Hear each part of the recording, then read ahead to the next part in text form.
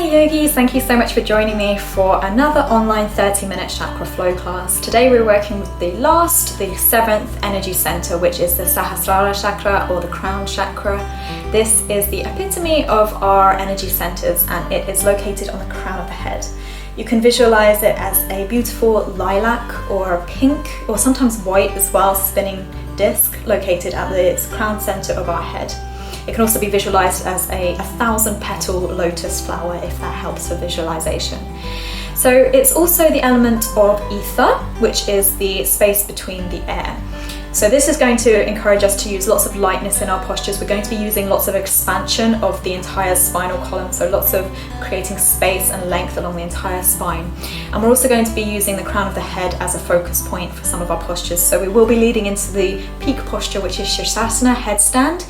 Don't worry if that's not in your practice, we'll just do some preparatory poses for that and they're all going to have the same benefits. So having a balanced Sahasrara or crown chakra will lead to transcendence and peace with the self. So this is going to be an amazing class for peacefulness and acceptance of exactly where you are. That being said, if you have any issues, neck issues especially, please move really gently in this class. Make sure you don't force anything, and make sure as well if you have any props that you may need. A wall as well is going to be really useful in this class if you're going to be working towards headstand. Otherwise blocks, straps, cushions, all the usual things. Thank you so much for joining me. I hope you enjoy the class. Namaste. Okay, so we're going to start with our spinal warm-up here. Just remember that the main intention of this class is to be creating space and length along the entire spine. So even as we move into the more deeper flexion and extension portions of the class, we're going to actually be focusing on creating space first and then taking the movement itself, as opposed to compressing too far in one direction or another. So using this spinal warm-up, we can just kind of get a gauge of how we're feeling today in the spine. Try not to force anything, just take note of how you're feeling. And with each breath in, try to allow that space to come into the body.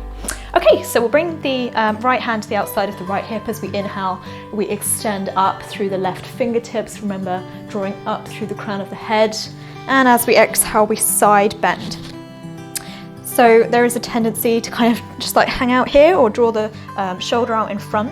Draw the arm up instead and create space along the side body, the left-hand side of the body, creating space along those ribs. Feel that coming in with each inhale. Allow them to expand deeply and fully. As we inhale, we come back through center, reach up. Exhale, left hand to the outside of the left hip. Inhale, reach up through those right fingertips. As we exhale, we begin to side bend over to the left. If it's comfortable on the neck, you can begin to extend up through the crown of the head and look up towards the ceiling. Try and stay grounded through both sit bones. Try not to let the movement come out of the hip joint. Inhale, come up through center. Exhale, right hand to the outside of the right hip, left hand towards the right knee. Inhale to draw up through the crown of the head, really lifting, creating space between each vertebrae. And as we exhale, we twist, beginning to look out over the right shoulder.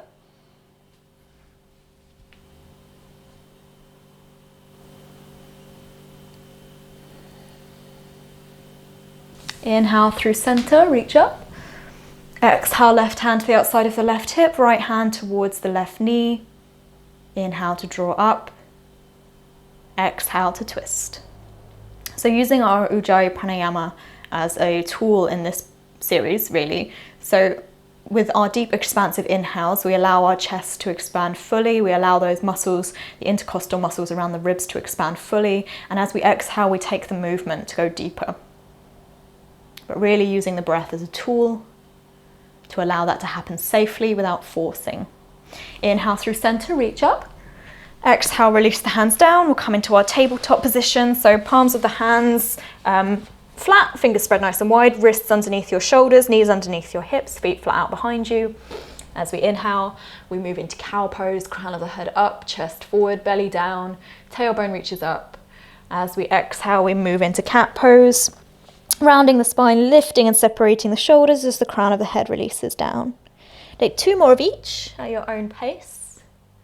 And remember to try and follow your own breath patterns. We are working on expanding the breath as fully as we can, so as deep a breath in and out as you can.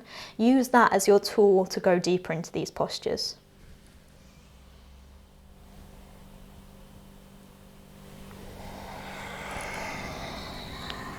next breath in, come back to a neutral spine. Bring the palms of the hands forward slightly, just check in for our first downward facing dog. We want our wrist creases to be parallel with the front edge of the mat as best we can. For some of you that may mean the middle finger is straight ahead, for some of you the index finger is more ahead. Just go with where you're feeling more balanced today.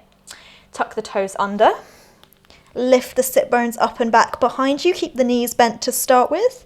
You can begin to pedal the feet if that feels more accessible, but we're working more on strengthening through, lengthening through the spine, not strengthening, lengthening through the spine, lifting the sit bones up.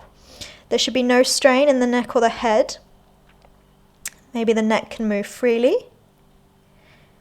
Grounding through the index finger and thumb side of the palm of the hand, especially because we have a tendency to shift the weight to the outer edges of the hand, so make sure you're grounded through the inner parts of your hand as well. Lifting the sit bones up, allowing the chest to melt towards the thighs.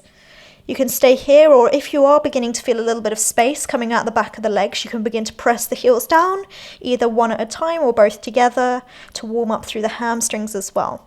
But try not to sacrifice the straightness of the spine to get the straightness of the legs. If the knees remain bent and the heels never ever reach the floor, that's fine. That's not the purpose of Adho Mukha Svanasana, downward facing dog anyway.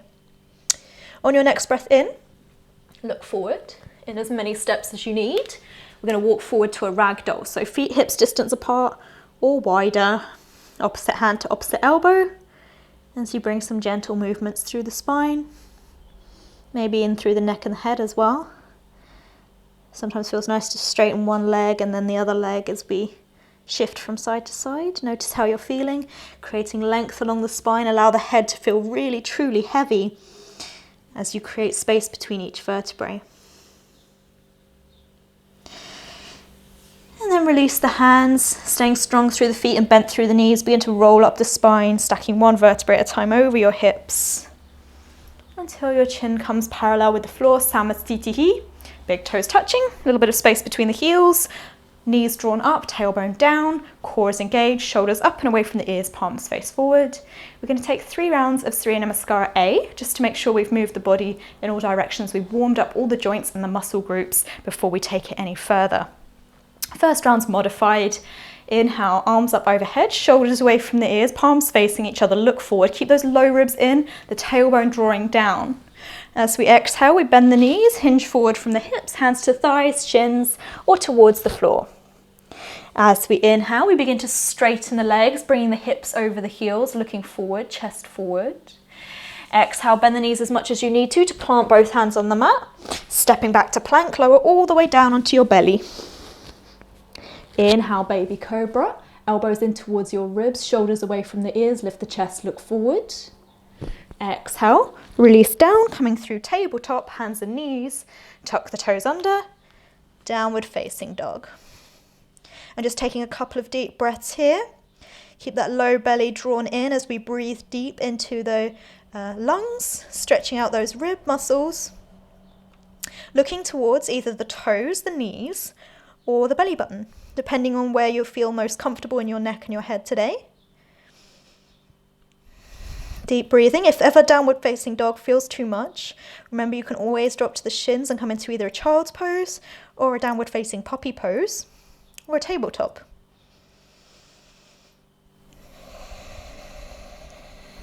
As we inhale, look forward. In as many steps as you need, come forward to that halfway lift, lifting the chest, nice straight spine, lengthening through the crown of the head. Exhale, bend the knees and fold. Inhale, try and come up with a straight spine if you can, as slowly as you need to. Bring the arms up overhead, keeping those low ribs drawn in. Try to avoid swaying back, bringing the tailbone out, but instead bring it down. Exhale, Samastitihi. Second round, inhale, arms up overhead. This time maybe joining the palms, looking up towards the thumbs, shoulders away from the ears, arms towards straight. Exhale, hinge forward from the hips, bringing the hands down towards the floor, maybe in line with the feet. Inhale, head up, lengthen the spine, draw the crown of the head away from the tailbone. Exhale, step, or maybe try floating back through chaturanga. So if you float back, land with bent elbows, shoulders no lower than elbows. Inhale, upward facing. So arms towards straight in this posture, knees lifted off the floor, quadriceps engaged, coming onto the tops of the feet. As we exhale, you can either flip the feet or roll over the toes downward facing. Taking our restorative breaths here, breathing deeply in and out through the nose. Remember the small restriction to the back of the throat as we exhale, making the breath audible. Our Ujjayi Pranayama yoga breath.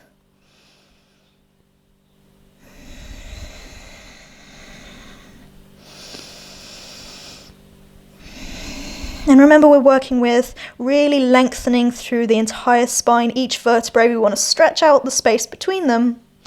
So work here with lengthening the spine, lifting the sit bones up to draw the tailbone away. Feel nice and elongated all the way through to the fingertips to the sit bones. Inhale, look forward, step. Or if it's in your practice, you can bend your knees, keep the hips high as we float to the halfway lift. Exhale, fold. Inhale, sweeping the arms out in front, come all the way up. Maybe look up, low ribs in. Exhale, Samastitihi. Last round, Ekam. Inhale. Exhale. Fold. Inhale, halfway lift. Exhale. Chaturanga, land softly if you're jumping back. Inhale. Upward or baby cobra. Exhale, downward, taking a few deep breaths. So we use downward facing dog often as a posture to reconnect to our breath. If it is too energizing for you and you find that it's actually shortening your breath, you're struggling to maintain your breath practice, it's probably not worth holding it. Instead, maybe just come into a resting position that feels more comfortable to you, and a position where you can maintain that breath practice. However, you are supposed to be feeling heat in the sun salutations. It's a warm-up, so it's trying to find that balance. Inhale, look forward, step or float. Exhale, fold. Inhale, all the way up. Exhale. Samastitihi, mountain pose, release. So we're just going to take a little bit of a back bend, standing Bhujangasana, standing cobra, just to create space along the front of the body. Then we're going to come into Uttanasana, forward fold, to make sure we stretch out the back of the body. So we're creating length in both directions. So from Samastitihi, you're going to bring your hands to your lower back. You can either have the thumbs towards the spine and the fingers coming around the side of the hips. If it's more comfortable, if it's more accessible, on the wrists, bring the fingertips down so they're facing towards your bottom, and then the palms of the hands on the lower back, thumb coming out to the sides. Okay, so either way, our shoulders should be drawing away from the ears and the elbows drawing back behind us. Inhale to expand, lengthen, draw the crown of the head up.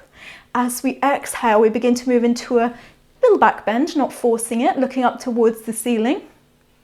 Keep the hands on the low back to support you. Imagine here that you had string lifting from your sternum up towards the ceiling.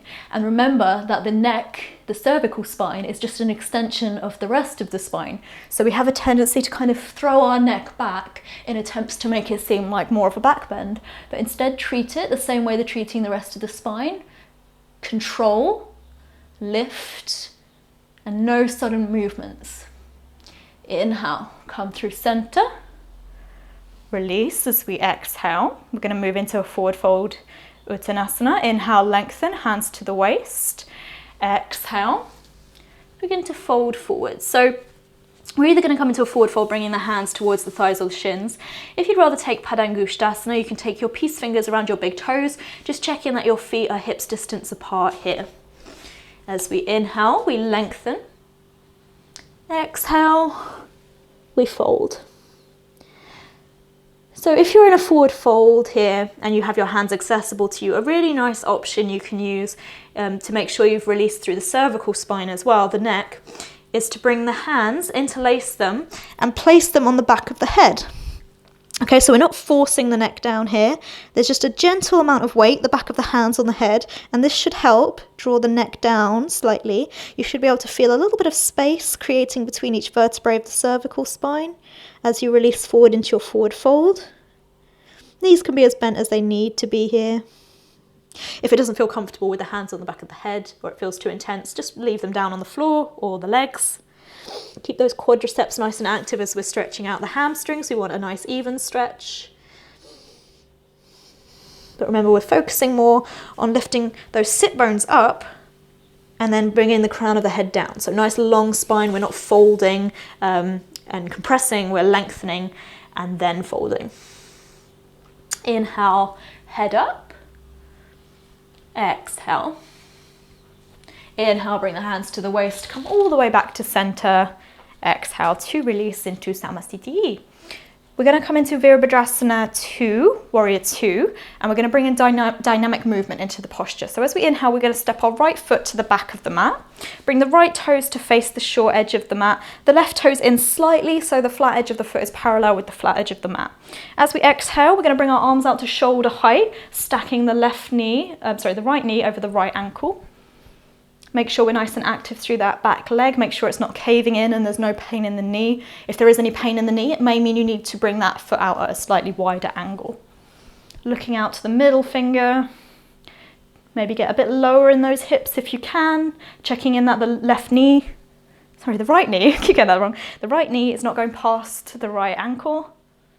And then we're going to move it into a dynamic movement. So as we inhale, we straighten that right leg, bring the arms up overhead, really lengthen, draw up through the crown of the head. Exhale, moving into Warrior 2, Virabhadrasana B. Sinking low, inhale, come up. Exhale, sinking low, keep those shoulders over the hips. Inhale. Exhale. Inhale. Exhale. And then on your next inhale, come through center, reach up, bring the right toes in slightly, left toes out as we exhale over the left leg. Again, checking in the knees, not going past the ankles, seeing how you're feeling in that right leg. If you need to adjust the foot, maybe at a slightly stronger angle, feel free to do that as well. Just taking a few breaths here, establishing your posture, maybe allowing yourself to sink a little bit deeper into the hips, checking in that the knee and the ankle are aligned, and the shoulders are over the hips. As we inhale, reach up, extend that leg towards straight, look up if it's comfortable, feeling nice and long through the crown of the head. Exhale, Warrior 2. Doing a few more of these at your own pace. Lengthening as much as you can through the breath.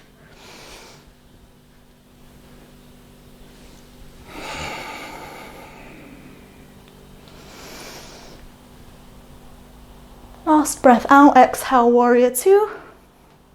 Inhale, come through center, straighten the leg. Bring both toes in now. Exhale, bring the hands to the waist. So flat edges of the feet should be parallel with the flat edges of the mat. Inhale to lengthen, draw the shoulders away from the ears, lift the chest. Exhale, hinge forward from the hips. Bring the hands down towards the floor.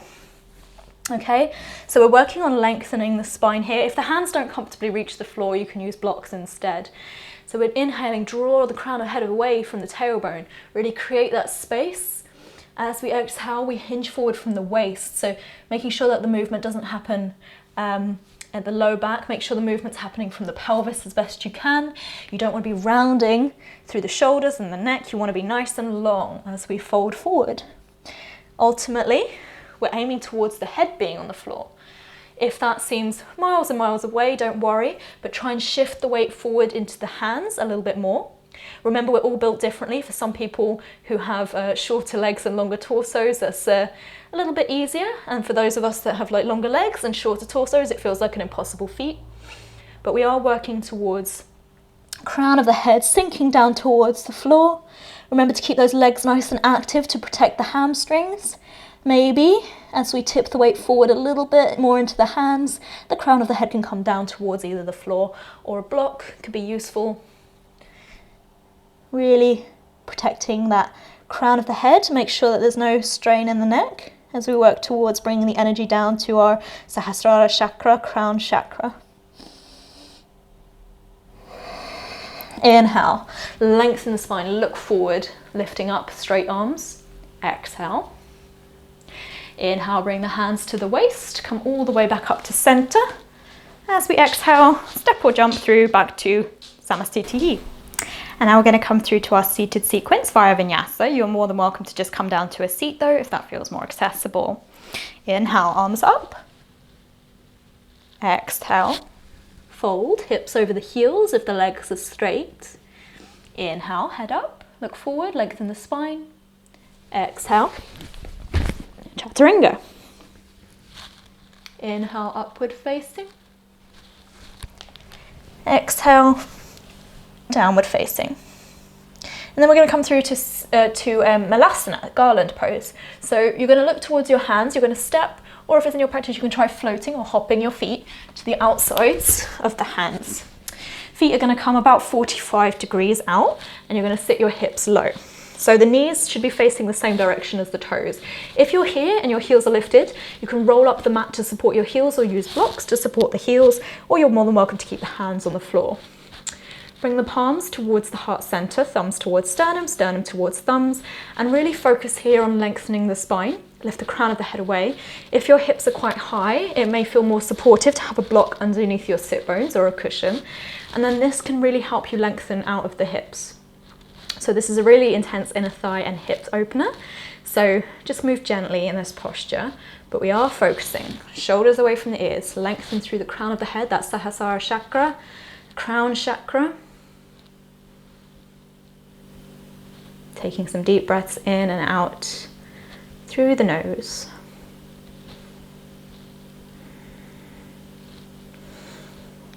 Take one more breath in. Exhale, let it go. And we're just going to come to a seat. So you can just roll back, or you can bring the hands back behind you and come back to a seat. We're going to take Sasangasana, which is called rabbit pose, and it's a really intense flexion. So we're going to come onto the knees. So it's quite an intense flexion of the spine. We're going to be rounding, and we're going to be working through grounding the crown of the head down. This is going to prepare us for our headstand later on in practice, Sahasrara. So you're going to bring your hands, so thumb and fingers like this, kind of like Lego hands, to the outsides of the heels.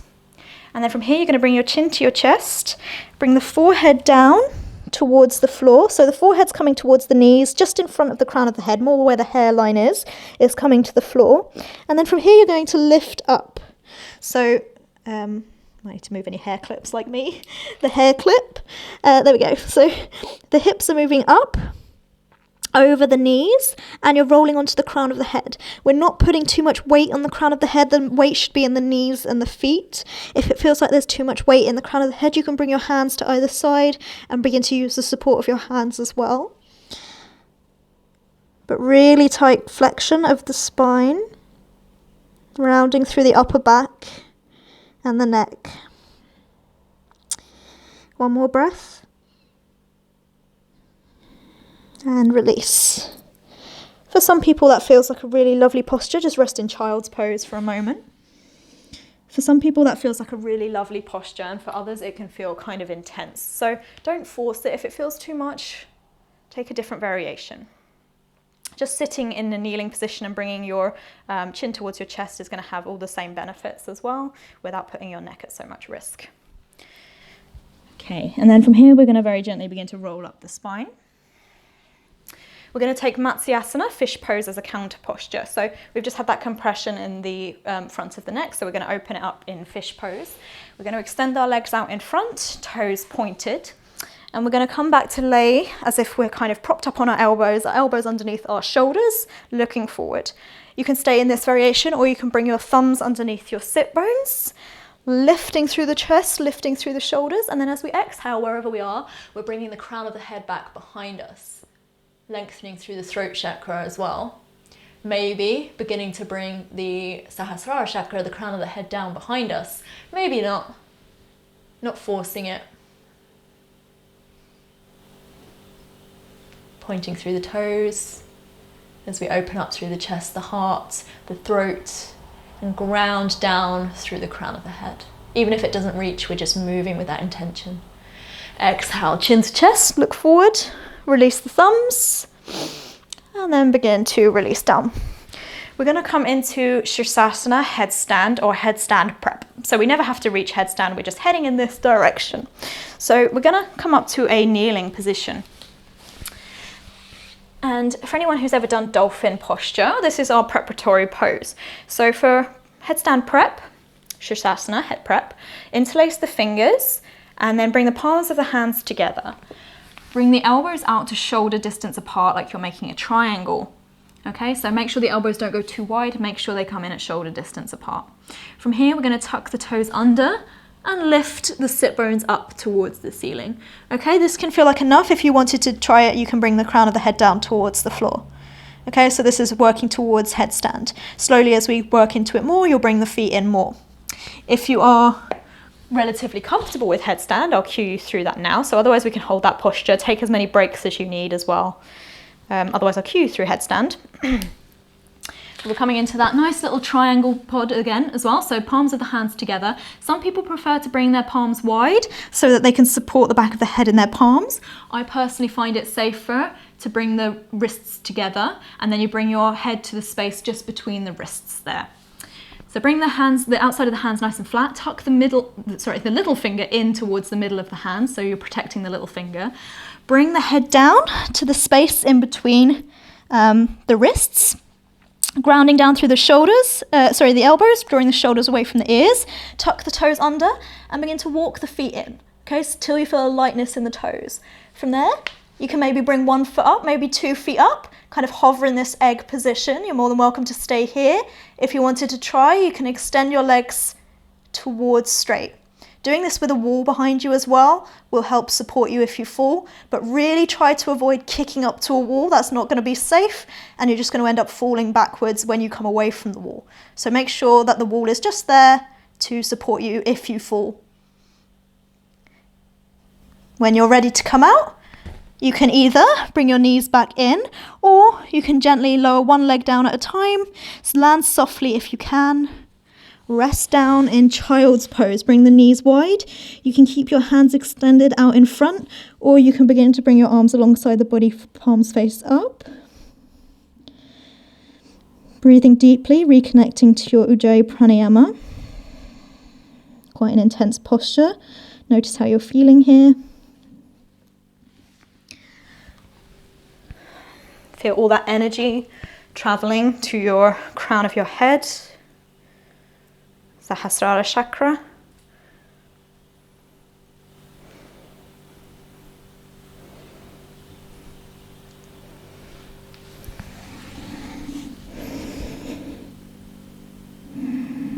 So even if you were in just the modified sort of dolphin variation, this is still going to have all the benefits of an inversion. You're still going to be bringing all that fresh energy through to your chakra, the crown center. So never force it. If you ever have any neck issues, make sure you never force it. And then begin to gently roll up the spine. We're just going to take yoga mudra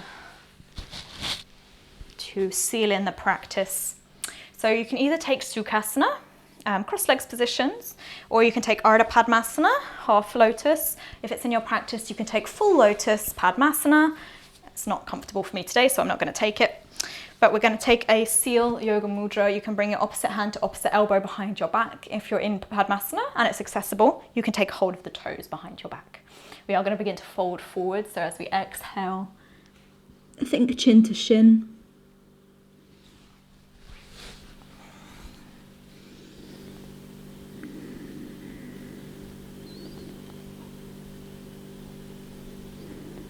Deep breathing in and out through the nose, that Ujjayi pranayama.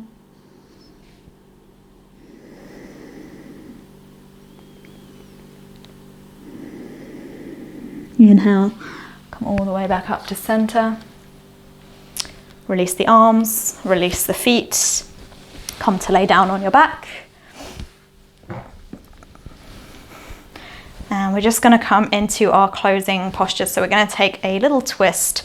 Supta Parivitasana, bring your arms out to a capital T. Bring your knees in towards your chest. Exhale, lower them over to the right, maybe looking over towards the left hand.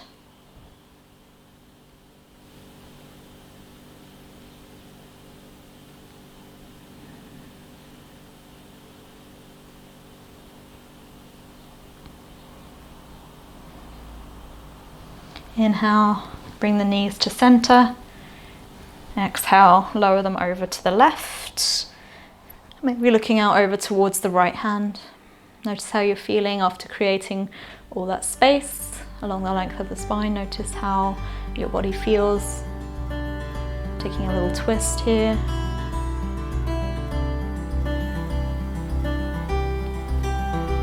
Inhale, bring the legs back to center. Supta Baddha Konasana, bring the soles of the feet together. Allow the knees to fall open to the side. You can always support them with blocks if that's more accessible.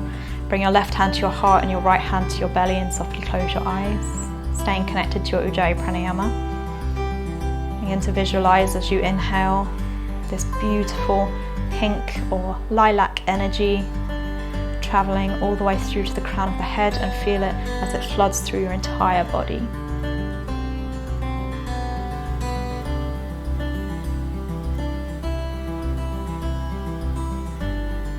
Feel connected to the divine within you, within each of us. Allow that spiritual energy to travel throughout your entire body as you begin to rest, calming the breath.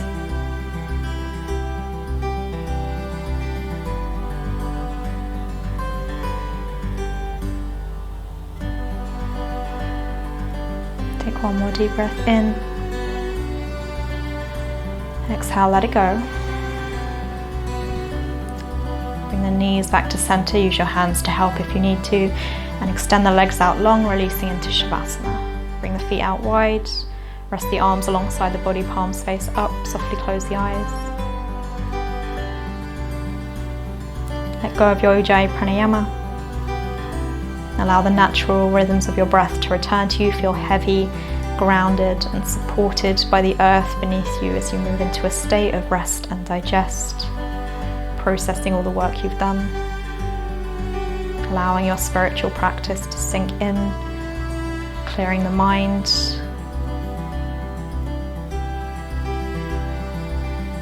allow yourself to just be completely present here for the next few minutes.